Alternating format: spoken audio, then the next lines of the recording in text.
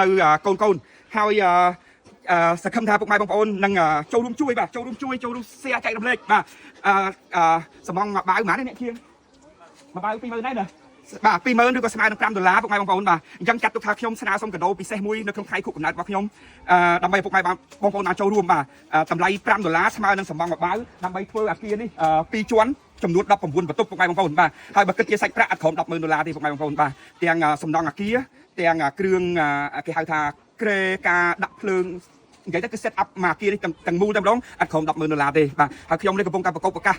ប្រម៉ែប្រមូលបាទហ្នឹងហើយឥឡូវនេះជើងក្រមចាប់ដើមលេចផុសចេញហើយពុកម៉ែបងប្អូនបាទជើងក្រមបាទទាំងគ្រឹះទាំងកវ៉ាត់ខាងក្រោមហើយបូករួមទាំងដែកសម្រាប់សសរនេះបាទចាប់ដើមឡើងក្រងហើយពុកម៉ែបងប្អូនបាទហើយខ្ញុំការ៉ង់ទីធ្វើតែ3ខែឲ្យហើយបាទអញ្ចឹងប្រហែលជាអាចកំឡុងពេលចូលឆ្នាំខ្មែរហើយបើជាងស្រោតគឺអាចហើយមុនចូលឆ្នាំបាទអញ្ចឹងហើយនេះពុកម៉ែបងប្អូនអាចឃើញបានទំហំមួយធំណាស់បាទហើយនេះគឺជារូបភាពនៃមណ្ឌលមេឈើផ្ទាល់ឯងពុកម៉ែបងប្អូនបាទអានេះអាគារកូនស្រីបាទអាគារកូនស្រីហើយមកជាហៀងនោះអាគារកូនប្រុសកំពុងស្នាក់នៅឥឡូវបាទហើយអានេះគឺជាអាគារមួយទៀតដែលអាចដាក់បាទកូនបានច្រើនទៀតបាទអញ្ចឹងហើយ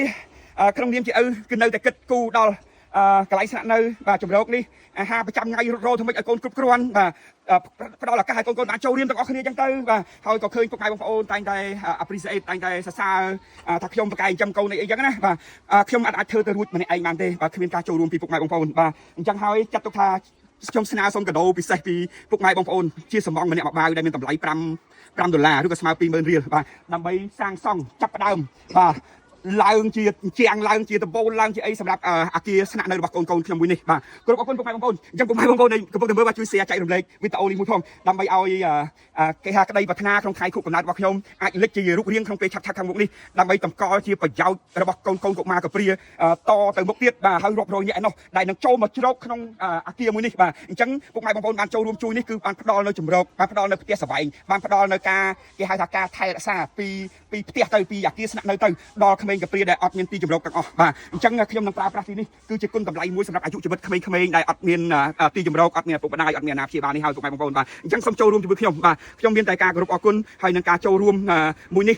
ដែលពុកម៉ែបងប្អូនបានយកចិត្តទុកដាក់ហើយនឹងបានផ្ដល់នៅការ